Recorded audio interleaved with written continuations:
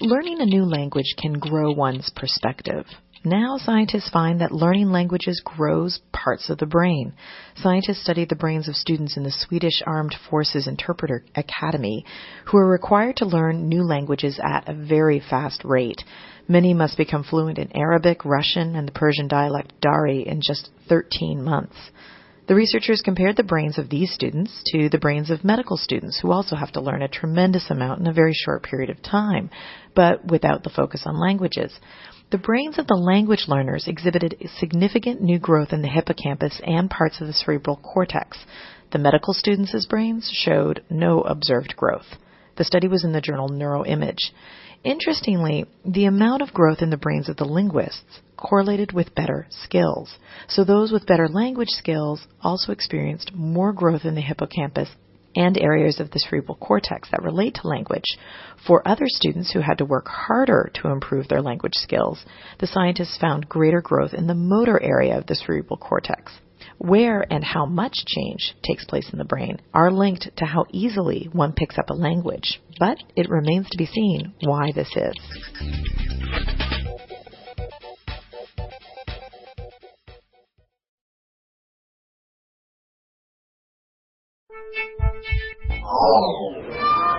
It's springtime, and that means mud pies, bug bites, and scraped knees, if you're a preschooler. Or at least it used to. Health experts say young children should get at least an hour of physical activity a day, and studies have linked more time outside with motor development, improved mental health, better behavior, and of course, more sun-supplied vitamin D. But a new study of nearly 9,000 U.S. children found that almost half of preschool-aged kids are not getting outside at least once a day with their parents. Girls were even less likely to be taken outside than boys, and some families reported not taking their young children outside more than a few times a month. The findings are in archives of pediatric and adolescent medicine. Kids who had daycare were slightly less likely to get the time outside with a parent. They were also unlikely to get the recommended minimum 1 hour of physical activity while at daycare. So researchers recommended checking in with care providers about time outside. 1 hour out of 24 isn't too much to ask, right?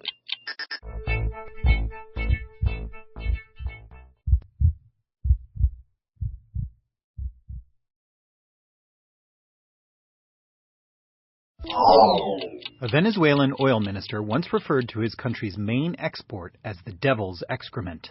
We'll see how the death of Hugo Chavez affects production levels of this Faustian fuel, which influences both the global oil market and the climate. Venezuela's oil has problematic qualities. The thick, tar-like oil requires extra heat to flow. Once finally on the move, it's fed to refineries where the heavy oil must be what the engineers call cracked. That chemical process removes excess carbon and readies the oil to be turned into the petroleum products we all use, from gasoline to plastics. The extra carbon, known as petcoke, is often burned and is more highly polluting than even coal. These issues affect more than Venezuela. The Keystone XL pipeline is a bid in part to bring oil from Canada's tar sands to some refineries on the Gulf Coast that can handle it precisely because they were built to handle Venezuela's tarry mix. If more Venezuelan oil begins to flow, the Keystone pipeline might prove extraneous. But whether Canadian tar sands or Venezuelan heavy crude, more thick oil means more CO2 in the atmosphere, and that means a climate ever more hellish.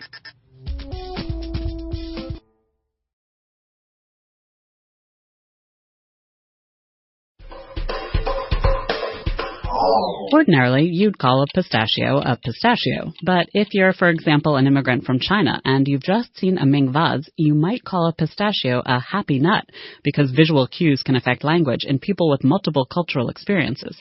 That's according to a study in the Proceedings of the National Academy of Sciences.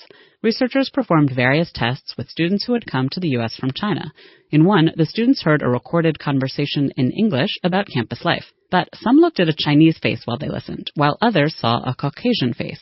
The students then spoke about their own lives, and the Chinese-American students who had listened while looking at a Chinese face spoke English more slowly and less fluently than those who listened while looking at the Caucasian face.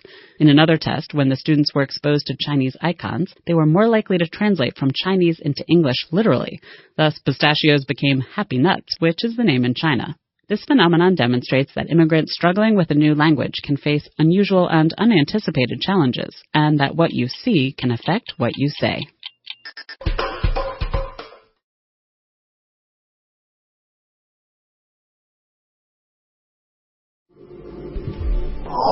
Saturn's rings and moons are a diverse group, but some of their differences are only skin deep.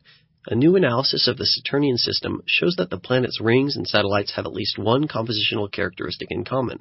They appear uniformly stocked with water ice, dating from their formation in the early solar system. Researchers examined 6 years of Saturn observations from NASA's Cassini orbiter, which can detect ice as well as the colorful contaminants that obscure it, such as iron or hydrocarbons. The inner moons are largely devoid of such coloration, thanks to a fresh coat of icy material that spews out from the moon Enceladus. And the outer moons are dusted with dark stuff, which looks to be debris from Phoebe, a dark-colored lump of a moon. But underneath those surface differences is a uniform distribution of water ice, which seems to reflect the common origins of the moons and rings billions of years ago. The research appears in the Astrophysical Journal. The rings and moons, polluted and tinted though they may be now, therefore appear to preserve a record of their beginnings, frozen in time and space.